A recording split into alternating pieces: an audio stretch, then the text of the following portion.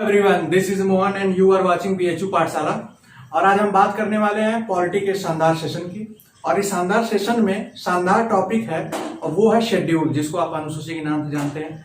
इसको आप थोड़ा पढ़े भी होंगे पहले से। आज हम इसको बाय एक्सप्लेनेशन बाय ट्रिक दोनों से हम लोग इसको जानेंगे और इसमें हम सारी चर्चा करेंगे। ये पहले कितना था, पढ़ के कितना हुआ, और इसमें वन बाय वन हम जानने की कोशिश करेंगे। तो स्टे विथ बीएचयू पाठशाला। आइए शुरू करते हैं।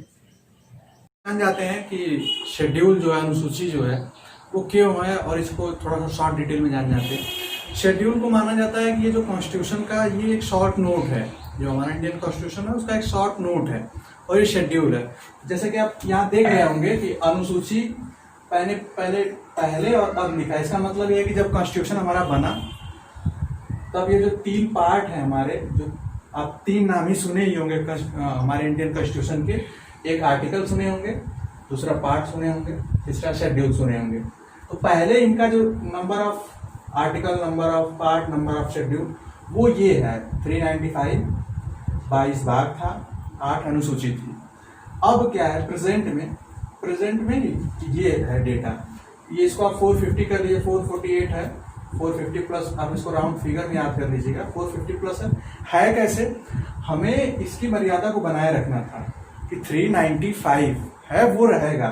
उसमें हमने क्या किया, जैसे देखिए अब जैसे 51 है, 51 था, 51 में ये जोड़ दिया गया। इस तरीके से हमने कई ऐसे सारी चीजों को उठाया, इसलिए वो नंबर बढ़ के इतना आ जाता है। भाग को भी हमने वही किया, जैसे मैंने बताया जो भाग 4 है, चार ऑलरेडी था। 4 हमने 4 का जोड़ के फंडामेंटल राइट जोड़ दिया। पहले डीपीएसपी था, उसमें 4 क, या आप हिंदी में या इंग्लिश में ए कर दीजिए, ए जोड़कर हमने कर दिया। तो वो ये सारा जब ऐसे काउंटिंग, हम जब काउंटिंग के बेसिस पे देखते हैं तो ये 25 हो जाता है। लेकिन अनुसूची में ऐसा नहीं है। हमने अनुसूची में ऐसा नहीं मिलेगा। हमने सीधे उसको आगे जोड़ दिया। 8 तक था, अब आज 12 है। अब उसकी बात हम करते हैं। उसकी बात हम पहले मैं आपको पूरा बताऊंगा ये 12 अनुसूचियों के बारे में, शेड्यूल के बारे में। फिर उसके बाद मैं एक लास्ट की जो 1 मिनट होगा उसमें मैं आपको एक ट्रिक बता दूंगा। उससे आपका पूरा ये क्लियर हो जाएगा, आपको याद हो जाएगा।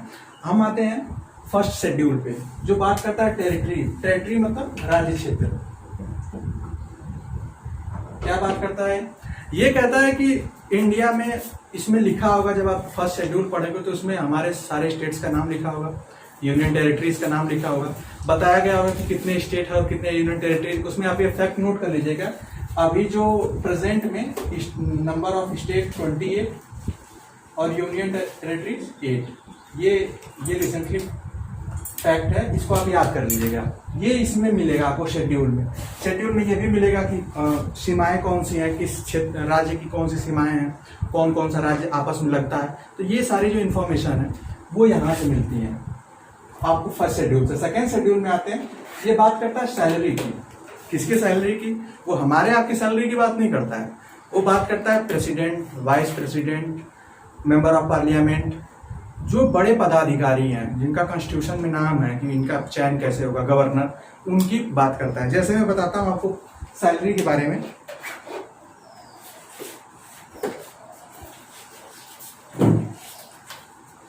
सैलरी पहले हम प्रेसिडेंट से जानेंगे,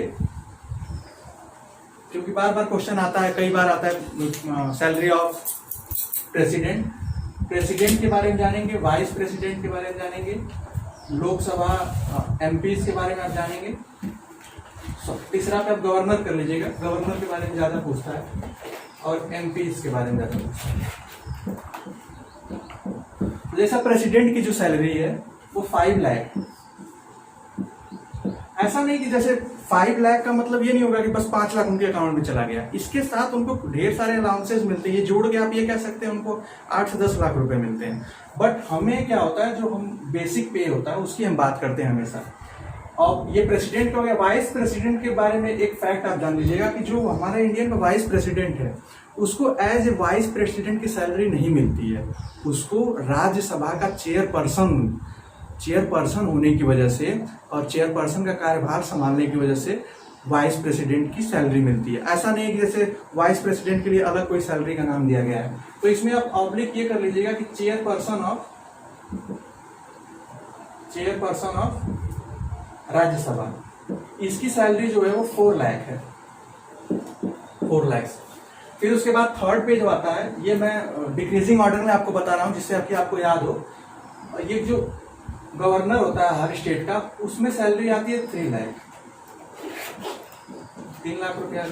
एमपीज में आती है बात, जैसे इसमें क्वेश्चन आता है कि जो हमारे स्टेट का प्राइम मिनिस्टर होता है, हमारे कंट्री का प्राइम मिनिस्टर होता है, स्टेट का जो सीएम होता है, चीफ मिनिस्टर, उनकी सैलरी की बात शेड्यूल में नहीं की गई है, कॉन्स्टिट्यूशन में की नहीं गई है। उनको एज ए मेंबर, चाहे अगर हम सेंटर की बात करते हैं तो मेंबर ऑफ पार्लियामेंट के मेंबर इतनी थोड़ी सैलरी बढ़ा के मिलती है, और ऐसा ही होता है स्टेट में। तो यहाँ पे जो एमपीज की सैलरी है वो लगभग 2.8 लाख रुपीज पे,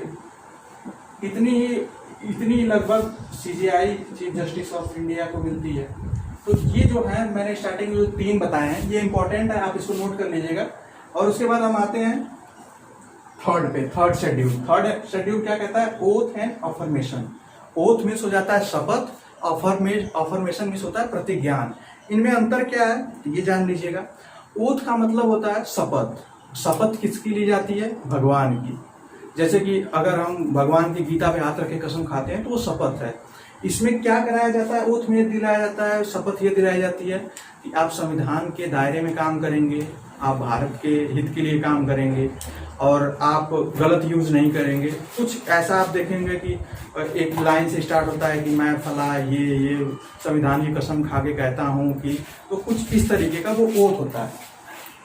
ओथ अफर्मेशन किसको कहते हैं ये जानिएगा। अफर्मेशन का मतलब होता है जो कॉन्स्टिट्यूशन की कसम खाता है। जैसे कि आप ओवैसी साहब को देखेंगे, आप उनका नाम सुने होंगे, ओवैसी जी को देखेंगे तो वो बोलते हैं कि मैं संविधान की कसम खाता हूँ। वो ये नहीं कहते हैं मैं गीता कुरान कसम खाता हूँ, मैं संविधान की कसम खाता हूँ। तो हमारे इंडियन कॉन्स्टिट्यूशन में इन दोनों लोगों के लिए दिया गया है कि जो अगर भगवान की कसम खाते हैं, जो आस्तिक हो उनके लिए ओथ होगा और जो नास्तिक है उनके लिए अफर्मेशन होगा। इसमें क्वेश्चन जो आता है काफी इंपॉर्टेंट क्वेश्चन आता है, वो बार बार ये आता है कि जैसे अगर प्रेसिडेंट है तो प्रेसिडेंट को शपथ कौन दिलाता है? वाइस प्रेसिडेंट को शपथ कौन दिलाता है? और एक आता है प्राइम मिनिस्टर को शपथ कौन दिलाता है? तो जो प्रेसिडेंट को शपथ दिलाता है, आप एक चीज ये भी जानिएगा, prime minister vice prime minister की बात जो हो गई इसको आप हटा दीजिएगा। प्रेसिडेंट, गवर्नर और वाइस प्रेसिडेंट, इन तीनों की बातें इस शेड्यूल में नहीं की गई है। वो उनके जो जैसे हम कहते हैं कि 52 से स्टार्ट हो जाता है राष्ट्रपति का, वो उसमें कही गई है। इसमें इन तीनों लोगों का नाम छोड़ के, जैसे मैं दिखा देता हूँ, जो ये 3 ऊपर का मैंने लिखा है, प्रेसिडेंट, वाइस प्रेसिडेंट, गवर्नर, इन तीनों लोगों की बातें छोड़ के इसमें किसकी बात की गई है? किसके ओथ और अफर्मेशन की? वो एमपीज के, कैबिनेट मिनिस्टर के, पीएम के, सीएम के, कुछ ऐसे लोगों के पद की बात की है, इन तीनों लोगों के छोड़ के। लेकिन फिर भी एक क्वेश्चन बार बार आता है कि जैसे प्रेसिडेंट है, जो प्रेसिडेंट को शपथ कौन दिलाता है? तो CGI, chief justice of India. Vice president को कौन दिलाता है? वाइस प्रेसिडेंट को दिलाता है प्रेसिडेंट। फिर एक क्वेश्चन आता है गवर्नर को कौन दिलाता है? गवर्नर को दिलाता है प्रेसिडेंट। फिर आता है पीएम को कौन दिलाता है? पीएम को प्रेसिडेंट। इसमें क्वेश्चन सबसे ज्यादा यही बनता है कि प्राइम मिनिस्टर प्रेसिडेंट को शपथ कौन दिलाता है। इसके बाद हम आते हैं जो हमारा फोर्थ शेड्यूल है, वो है राज्यसभा सीट। राज्यसभा सीट के बारे में पहले ही बता चुका हूं। इसमें ये बताया है इस शेड्यूल में कि हर राज्य में किस तरीके से बांटा जाएगा सीटों को और किसको कितनी सीटें मिलेंगी। और इसके सारी सीटों के बारे में मैं पहले ही बता चुका हूं कि यूपी में सबसे ज्यादा सीटें हैं 31 राज्यसभा की। तो इसमें कुछ ज्यादा बताने के लिए है नहीं। फिर हम आते हैं फिफ्थ में। फिफ्थ क्या है? SC/ST administration. इसके बारे में आप जानेंगे। SC/ST एडमिनिस्ट्रेशन मतलब हम शेड्यूल में कुछ चुनिंदा राज्य, कुछ चुनिंदा स्टेट को ऐसा चुना गया है जिसमें एक स्पेशल प्रोविजन दिया गया है कि यहाँ पे SC/ST की संख्या है ज्यादा, तो इनके लिए एक स्पेशल प्रोविजन होगा। वो प्रोविजन क्या होगा? उनके संरक्षण को और उनके कल्चर को बढ़ावा देने के लिए। ऐसा नहीं कि हम ये नहीं कह सकते हैं कि जैसे जो लोग दूसरे कम्युनिटी से बिलोंग करते हैं उनको भी बोले कि आप मॉडर्न बनिए, ये कपड़ा पहनिए, उनको फोर्स करें कि आप झुग्गी झोपड़ी छोड़ के आप महलों में रहिए या आप भले ही भाड़े के मकान में रहिए, ये हम नहीं कर सकते। इसके लिए प्रोविज़न है, हम उनकी कल्चर और उनकी लैंग्वेज, उनके रहन सहन को प्रमोट करना है। इसमें हम अभी जानते हैं कि ये इसमें कई बार क्वेश्चन पूछता है कि ये कितने स्टेट्स में है, उनके स्टेट्स के नाम क्या है। तो आइए उसके आगे हम चलते हैं 5th शेड्यूल पे। 5th शेड्यूल जो है वो है क्या, बेसिकली मैं बताया SC/ST, उसमें आते हैं कि ये कितने स्टेट में है। कई बार क्वेश्चन आता है कितने स्टेट को ये स्पेशल प्रोविजन, इसको आप स्पेशल प्रोविजन मानिएगा। ये टोटली 10 स्टेट में आते हैं। उसको याद करने का एक ट्रिक है। ये ट्रिक ऐसे है कि CM जॉग विथ राम, मतलब CM जॉगिंग करता है राम के साथ। आप ये देखेंगे कि CM छत्तीसगढ़ मध्य प्रदेश, MP से मध्य प्रदेश, जॉब झारखंड, उड़ीसा, गुजरात, विथ WI मैंने इसलिए छोटा लिखा है क्योंकि उससे कुछ नहीं बनता है, वो ट्रिक में यूज किया मैंने। और TH तेलंगाना, हिमाचल प्रदेश, RAM राजस्थान, आंध्र प्रदेश, महाराष्ट्र। इसको आप नोट कर लीजिएगा, काफी अच्छा ट्रिक है। वैसे अगर मैं कहूँ कि 10 नाम याद करना तो काफी डिफिकल्ट हो जाएगा। प्लस आप ये देखिएगा, जैसे मान लीजिए यहाँ पे A है आंध्र प्रदेश, तो अगर आप A ट्रिक बनाएंगे तो आप सोचेंगे सर A से अरुणाचल प्रदेश भी हो सकता था, पॉइंट है। बट इसमें आप देखेंगे कि ये जो मेन स्ट्रीम के स्टेट है, मेन स्ट्रीम का स्टेट मतलब जैसे कि जो हमारा पूर्वी राज्य है वो सब नहीं है इसमें, मेन स्ट्रीम के स्टेट है जो अच्छी पॉपुलेशन रखते हैं। तो उसमें आप ये ट्रिक अच्छे से करिएगा, CM जॉब विथ राम। अब आते हैं 6th शेड्यूल पे। 6th शेड्यूल क्या है, इसी का एक तरह से भाई है। ये बताता है अदर ट्राइबल एरियाज, ये ट्राइबल एरियाज के बारे में बताता है। ये आप ये लाइव सेशन में आप मीर सर से सुनते हुए देखे रहे होंगे कि ATM जो याद करने का ट्रिक है वो ये बताता है। ट्राइबल एरियाज प्रोविजन ये है कि जैसे हमें प्रमोट करना है कि ऐसा नहीं कि हमें ट्राइबल एरियाज हम बोल दे कि नहीं पहाड़ों पे हम घर बनाएंगे, ये लोग अब इसमें ना रहें। उनकी जो जाति है, जनजाति है, उनको प्रमोट करना है, उनके कल्चर को प्रमोट करना है और उनको स्पेशल प्रोविजन देना है। जैसे हम उनको स्मार्टफोन की सुविधा नहीं देंगे, हम उनको वो सुविधा देंगे जिनकी ज़रूरत है उनको, जैसे खाद्य पदार्थ, खाने की चीज़ों का, कपड़ों का, ये सारी चीज़ों का जो उनकी प्राइमरी एसेंशियल गुड्स हैं और प्राइमरी रिक्वायरमेंट है, उन सब चीज़ों की बात करता है और स्टेट को एक पावर देता है।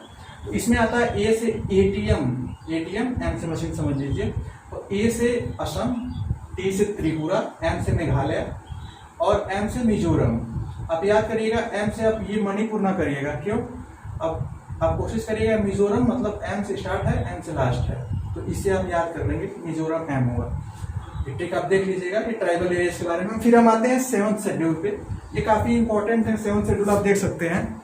इसमें 3 टाइप है सूचियां, जिसको आप हम कहते हैं, हम बार बार इस शब्द का यूज भी करते हैं। इसमें 3 टाइप है, एक यूनियन और फेडरल लिस्ट लिखा है मैंने, फिर दूसरा स्टेट लिस्ट, कॉन्करेंट लिस्ट। इसके बारे में आप जान जाइए। जैसे कि ये जो यूनियन लिस्ट है, इसका मतलब है इसमें कुछ जो 100 सब्जेक्ट हैं वो सब्जेक्ट हैं जिसको यूनियन गवर्नमेंट, जिसको सेंट्रल गवर्नमेंट को अमेंडमेंट बढ़ाने और उस पर कानून बनाने का अधिकार है। स्टेट लिस्ट में उतने 61 सब्जेक्ट हैं, वो सब्जेक्ट हैं जिसमें स्टेट गवर्नमेंट को इस पे रूल बनाने का, इस पे लॉज लाने का, अमेंडमेंट करने का अधिकार है। फिर आता है कॉन्करेंट लिस्ट, जिसमें दोनों बना सकती हैं। जैसे एग्जाम्पल मैं बारी बारी दूंगा। जैसे आप ये देखेंगे कि जो यूनियन और फेडरल लिस्ट है, इसमें एक एग्जांपल मैं बता देता हूँ 2। जैसे कि अगर टेलीकम्युनिकेशन की बात हो जाए, या कोई फॉरेन पॉलिसी की बात हो जाए, या कोई वार रिलेटेड बात हो, कोई वर्ल्ड वाइड ट्रेड की बात हो, वर्ल्ड वाइड ट्रेड, ये सारी जो चीजें हैं ये पावर देता है यूनियन फेडरल लिस्ट में है। ये यूनियन गवर्नमेंट, सेंट्रल गवर्नमेंट को पावर है कि वो जैसे 5G लाना है, 5G के स्पेक्ट्रम की नीलामी करनी है। 2G था, फिर उसके बाद जो अपग्रेडेशन है, फिर जैसे उसके बाद ट्राई, आप एक नाम सुने होंगे, इसके फुल फॉर्म आप याद रखिएगा। ट्राई जो है इस टेलीकम्युनिकेशन का जो सबसे बड़ी वो एक कंट्रोलिंग बॉडी है। फिर फॉरेन पॉलिसी बनाना है, वीजा से रिलेटेड हो गया, फिर वॉर से रिलेटेड हो गया कि कहाँ से हमें हथियार खरीदने, जैसे अभी हम रशिया से रिसेंटली हथियार खरीद रहे हैं, राजनाथ जी गए थे उनके वहाँ के परेड में, अब ये भी देखेंगे। फिर आता है और ट्रेड में कि हमें कहाँ पे टैक्स बढ़ाना है किसके, जैसे अभी हम चाइना को यही बाइकआउट कर रहे हैं कि और या तो वहाँ पे सबसे ज़्यादा टैक्स कर देंगे कि उनकी जो चीज़ें आएंगी उस पर हम सबसे ज़्यादा टैक्स देंगे। तो ये सारी चीज़ें जो हैं ये आ जाती हैं आपके यूनियन लिस्ट में, सेंट्रल गवर्नमेंट को पावर। स्टेट गवर्नमेंट को क्या पावर है, जैसे जो वहाँ पे पुलिस, स्टेट की अपनी अपनी पुलिस, आपको पता है यूपी की UP police, MP police, Haryana, Delhi police, इन सब सारी चीज़ों में पुलिस में थोड़ा सा अमेंडमेंट हो गया। फिर वहाँ के जो क्षेत्रीय मामले हैं जैसे स्टेट हाईवे का कुछ हो गया, फिर उसके बाद वहाँ के पंचायती राज का हो गया। पंचायत कोई इंग्लिश नहीं होता, आप एक चीज़ ये भी ध्यान रखिएगा, पंचायती राज की कोई बात आ गई, म्यूनसिपालिटीज की कोई बात आ गई, तो ये सारे जो लिस्ट हैं। फिर उसके बाद जैसे हमें टोल टैक्स देने पड़ते हैं, तो टोल टैक्स का कुछ पार्ट इसमें आता है स्टेट हाईवे में, कुछ उसमें आ जाता है। और फिर आते हैं कॉन्करेंट लिस्ट में। कॉन्करेंट लिस्ट में मतलब जिसमें दोनों को पावर दी गई है, स्टेट को भी और सेंटर को भी, इन दोनों को मिला के ही कॉन्करेंट बनता है। जैसे हमको अगर एजुकेशन पे बनाना, एजुकेशन में जैसे एक ऐसी पॉलिसी बनानी हो कि हाई स्कूल तक लड़कों को फ्री ऑफ कॉस्ट पढ़ाया जाएगा, इतनी स्कॉलरशिप दी जाएगी, तो आप देखेंगे कि आप ये जानते होंगे कि हमें कुछ स्कॉलरशिप कुछ ऐसी होती हैं जो नेशनल लेवल पे मिलती हैं, कुछ स्टेट लेवल पे मिलती हैं। जैसे हर स्टेट की अपनी अपनी स्कॉलरशिप फॉर्म भरते हैं, उसको फिल करते हैं और वहाँ के स्टूडेंट को मिलता है। अब इसमें एक फैक्ट आता है कि अगर कॉन्ट्रडिक्शन हो जाता है, कॉन्ट्रडिक्शन मतलब जैसे कोई सेंट्रल गवर्नमेंट भी बनाई है लॉज को और स्टेट गवर्नमेंट भी बना दीजिए। मान लीजिए अगर कोई एक पॉलिसी बना देती है, एजुकेशन को एग्जाम्पल ले लेते हैं कि 10 क्लास 10th के लड़कों को फ्री एजुकेशन मिलेगी। अगर यूनियन गवर्नमेंट कहती है सेंट्रल गवर्नमेंट की नहीं ये गलत है, हम केवल 8th तक को देंगे, स्टेट गवर्नमेंट कहती है नहीं हम 10th तक को देंगे, इसमें फाइनली किसकी डिसीजन माना जाएगा? जो यूनियन गवर्नमेंट, जो सेंट्रल गवर्नमेंट की लिस्ट में जो पावर, जो ये फाइनल डिसीजन जो देगी उसी को फाइनल माना जाता है कि इन्होंने जो कहा वो सही होगा, स्टेट वाला वहाँ पे रद्द हो जाएगा। तो उम्मीद करता हूँ आपको ये समझ में आया होगा। आप इस लिस्ट में ये जो 3 है आप इसको ऐसे लिख देंगे, union, state, USC, union, state, concurrent. इसमें सब्जेक्ट आप लिखेंगे, ऐसे ही 100 सब्जेक्ट्स दिए गए हैं, यहाँ पे 61 दिए गए हैं। ये बढ़े हैं, पहले कम थे, इसमें बढ़ते घटते रहते हैं। कुछ चीज़ों को मान लीजिए इससे उठा के इसमें ला दिया जाता है, तो इन सारी चीज़ों को आप लिख देंगे। फिर हम आते हैं नेक्स्ट पे, अब आते हैं 8th शेड्यूल पे जो बात करता है ऑफिशियल लैंग्वेज की। ऑफिशियल लैंग्वेज आप जानते होंगे कि हमारे संविधान में जिनको संवैधानिक भाषा का दर्जा प्राप्त है उन ऑफिशियल लैंग्वेज कहते हैं। ये पहले 14 थी, जब कॉन्स्टिट्यूशन बना तो उस टाइम 14 थी, अब ये बढ़कर हो गई है 22। इसमें एक क्वेश्चन आता है कि अभी लास्ट में जो रिसेंटली 4 भाषाएं जोड़ी हैं, जैसे 14 में जो रिसेंटली वो +4 जुड़कर अभी रिसेंटली वो 92वें संशोधन में जोड़ दी है 2003 में, जिसमें बोडो एक लैंग्वेज है, डोगरी, संथाली और मैथिली, ये चारों लैंग्वेज जोड़ी गई हैं ऑफिशियल लैंग्वेज 8वीं अनुसूची के अंतर्गत। आप इसको याद रखिएगा। नेक्स्ट आते हैं हम 9th शेड्यूल। आपको ये बता देता हूँ कि ये इतने शेड्यूल पहले से थे ऑलरेडी, जो मूल संविधान था हमारा भारत का उसमें थे। 9th शेड्यूल पे आते हैं, ये लैंड रिफॉर्म की बात करता है। लैंड रिफॉर्म मतलब भूमि सुधार होता है, भूमि सुधार। और जैसे जमींदारी प्रथा वो होती थी जिसमें एक लोगों के पास 100-100, 200, 150, 1000 बीघे जमीन रहती थी और वो लोग खेती कराते थे दूसरे को। इस चीज़ को हटाने के लिए और फर्स्ट अमेंडमेंट जो था, मैं आपको अमेंडमेंट पढ़ाया था तो उसमें बताया था, जो फर्स्ट अमेंडमेंट 1951 में हुआ था वो इसी में हुआ था। होता क्या है कि इसमें जिस मुद्दे को डाल देते थे उस पर कोई जैसे कोई कोर्ट का रिव्यू नहीं होता था, उस पर कोई कोर्ट वो नहीं कर सकती कि नहीं इसको हटाया जाए, इसलिए उसको लाया गया था। आपके एग्जाम के पॉइंट ऑफ व्यू से ये पॉइंट इंपॉर्टेंट है, आप इसको ये नोट कर लीजिएगा। नेक्स्ट पे आते हैं 10th शेड्यूल है वो डिफेक्शन। जैसे दल बदल की मैंने बताया कि दल बदल का मतलब होता है जब एक नेता अपनी एक पार्टी छोड़कर दूसरे में जाता है, तो उन सब उस पर रोकथाम के लिए, उस पर लगाम के लिए लोगों पे और नेताओं पे उस पर ये लाया गया दल बदल, जो 92वें संशोधन 1985 में इसको जोड़ा गया था राजीव गांधी की सरकार में। लास्ट जो 2 बचता है वो बात करता है पंचायती राज, म्यूनसिपालिटी की। पंचायती राज आपको मैंने बताया कि ये 73वां संविधान संशोधन है, उसमें जोड़ा गया था। 74वें में मैंने ये भी बताया ये दोनों भाई हैं, PM। पंचायती राज, म्यूनसिपालिटी, नगर पालिका कहते हैं, पंचायती राज को पंचायती राज ही कहते हैं, इसको नगर पालिका कहते हैं। ये 73वां संविधान संशोधन 1992 में और 1992 में इसको भी किया गया था। तो इसका नाम 73वां संविधान संशोधन से जोड़ा गया, इसको 74वां से। इसमें टोटल सब्जेक्ट आते हैं और इसमें 29 सब्जेक्ट आते हैं। इसमें 18 सब्जेक्ट क्या है वो थोड़ा सा मैं डिटेल हल्का सा बता देता हूँ आपको इन्फॉर्मेशन। सब्जेक्ट का मतलब ये पंचायती राज में चुनाव कैसे होगा, 5 साल का होगा, मिनिमम एज कितनी होगी, कितना पैसा उनको कहाँ से मिलेगा, कहाँ कहाँ टैक्स लगाने का उनको अधिकार होगा, वो टोटल इसमें 29 है। इसमें 18 है जो 12th सब्जेक्ट लास्ट में म्यूनसिपालिटी, उसमें 18 है कि ये जैसे अगर आप रहते होंगे नगर पालिका में बड़े क्षेत्रों में जहाँ ज़्यादा पॉपुलेशन, बनारस में, तो यहाँ पे पानी का टैक्स लगता है, रोड का टैक्स लगता है, घर का टैक्स लगता है, तो ये सारा जो है ये इसी सब्जेक्ट में आते हैं। अब हम ट्रिक की बात कर लेते हैं। तो ये इंग्लिश में ट्रिक है मेरा, जो हिंदी में था एक सा हो गए राज्यसभा SC/ST का उद्धार, ये वाला जो ट्रिक है वो नीर सर का है, आप प्ले लिस्ट में देख लेंगे। वो जो हिंदी के स्टूडेंट्स हैं मेरे, हिंदी मीडियम वाले, उनके लिए बहुत अच्छा है, और इंग्लिश मीडियम के लिए ये अच्छा है। बट वैसे आप अगर समझ सकते हैं तो बहुत अच्छा है, ये आप कभी भूलेंगे नहीं। आइए जान लेते हैं ये मैंने लिखा क्या है, पहले ये देख लीजिए। मैंने लिखा है tears, TEARS, tears of old PM। मैंने 4 वर्ड लिखे हैं। क्या लिखा है? Tears of old PM। इसमें क्या बनता है? T से टेरिटरीज, ये फर्स्ट है। अब देख लीजिएगा ये सीक्वेंस ये पूरा फर्स्ट है। ये एम्प्लॉयमेंट्स और सैलरी एक ही कहते हैं, और कॉन्स्टिट्यूशन में ये वर्ड आता है, इसलिए मैंने इसको अभी बताया आपको। E, फिर A से अफर्मेशन एंड ओथ, R से राज्यसभा, और S से SC and ST, 5th schedule आ जाता है। फिर O से अदर ट्राइबल एरिया, जिसमें मैंने अभी ATM की बात की थी, ATM मशीन। फेडरल लिस्ट, यहाँ पे थोड़ा सा समझ लीजिएगा। F से फेडरल लिस्ट मतलब यूनियन लिस्ट, स्टेट लिस्ट, जो लिस्ट की बात आती है। O से ऑफिशियल लैंग्वेज, L से लैंड रिफॉर्म, D से डिफेक्शन, P से पंचायती राज, और M से म्यूनसिपालिटी।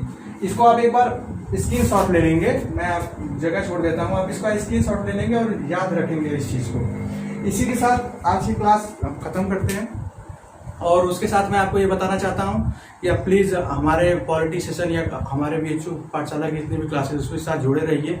हम आप ही के लिए इस लॉकडाउन में हम लोग लाइव क्लासेस ला रहे हैं, जिससे कि आप लाइव क्वेश्चन पूछ सकते हैं। आप क्वेश्चन रेडी रखिए, हम वीक में 2-3 अगर जितना ज़्यादा संभव हो सकेगा उतने ज़्यादा लाइव सेशन आएंगे। और आपके लिए बहुत अच्छा है कि आप लाइव आकर अपने क्वेश्चंस का आंसर, जो भी डाउट्स है, जो मोटिवेशन चाहिए आपको, जिसको कोई प्रॉब्लम है, वो शेयर करें और उसका हम लोग सॉल्व करेंगे उसकी प्रॉब्लम को। इसी के साथ स्टे ट्यून्ड विथ BHU पाठशाला, और please like, subscribe and share. Thank you all of you.